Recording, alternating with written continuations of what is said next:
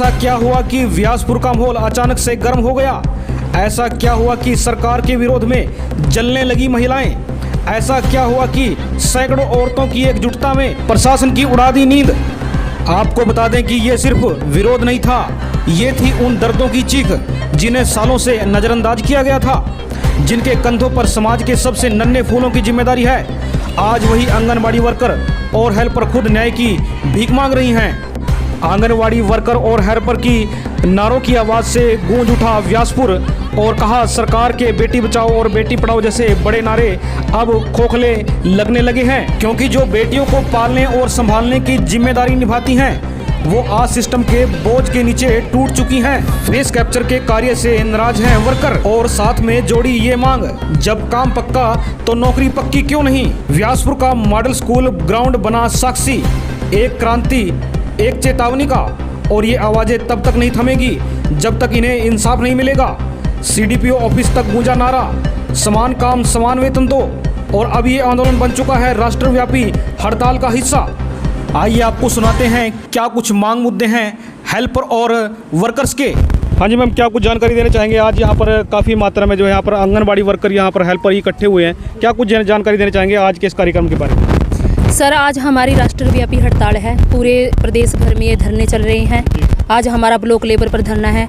हम यहाँ पर अपनी मर्जी से नहीं, सरकार से दुखी होकर आए हैं, क्योंकि जो हमारे लिए दिन प्रतिदिन परेशानियाँ पैदा कर रही है सरकार, जैसे कि बेनिफिशियर का फेस कैप्चर का कार्य है, उसमें हमें बहुत दिक्कत आ रही है। यदि हम बेनिफिशियर के पास OTP भेजते हैं तो हमें उल्टा प्रताड़ना पड़ती है और वह OTP भी हमारा सफल नहीं हो पाता। कुछ बेनिफिशियर तो OTP नहीं देते हैं और किसी के फ़ोन बंद हैं, जिसके लिए हम यह कार्य करने में असमर्थ हैं।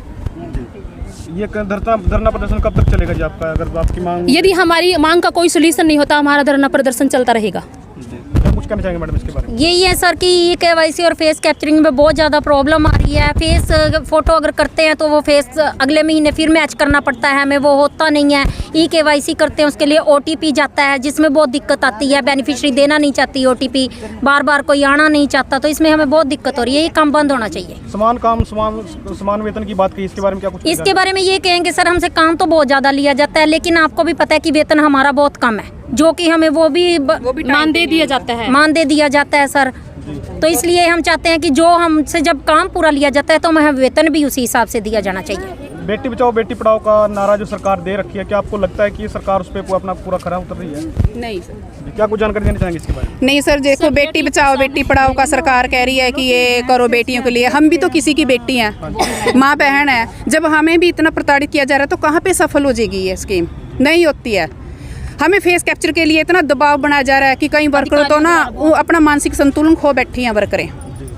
उनके परिवार को कौन संभालेगा पीछे? तो आज आपने ज्ञापन दिया यहाँ पे? हाँ जी, आज हमने CDPO मैडम को ज्ञापन दिया है और हम चाहते हैं कि सरकार तक हमारी बात जाए और वो इस पर कुछ ना कुछ अमल करे। फेस कैप्चर तो बिल्कुल और KYC बंद करे, क्योंकि अगर हम KYC करते हैं तो बेनिफिशियरी के पास OTP जाता है। OTP आज के उसमें देना आधार कार्ड से लिंक है, तो आधार कार्ड से लिंक है तो OTP जाएगा, उसका कुछ भी नुकसान हो सकता है। वो तो हमें कहेंगे कि आंगनबाड़ी वर्कर ने OTP लिया था, नुकसान उनका कोई भी कर सकता है। में है, मतलब कोई भी ऐसे उनकी आड़ में, हमारी आड़ में उनसे कोई भी मान ले, साइबर अपराधी कोई भी OTP ले सकता है और जो उनके पैसे का नुकसान हो सकता है और वह हमें हमारी गलती निकाल लेंगे। आजकल गलत यूज भी हो रहा है ना, गलत यूज होता है, इसलिए भी जो हमें विभाग की तरफ से 3G के फ़ोन मिले हैं, हमारी डायरेक्टर मैडम कहती है मैंने 5G फ़ोन दिए हैं।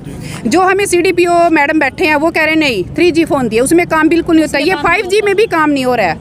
या आज के लिए तो हम सिर्फ ये धरना अपना 1 दिवसीय रख रहे हैं, लेकिन अगर हमें ज़रूरत पड़ी, हमारी मांगे ना पूरी हुई, तो हम इस धरने को बहुत लंबा लेके जाएंगे। दर्शकों से निवेदन करना चाहूँगा, इस खबर को ज़्यादा शेयर करें और क्षेत्र की और जिले की हर प्रकार की छोटी बड़ी खबरों के लिए चैनल को अभी फॉलो और सब्सक्राइब जरूर करें। Thanks for watching 7X Haryana, जिला यमुनानगर, खंड व्यासपुर।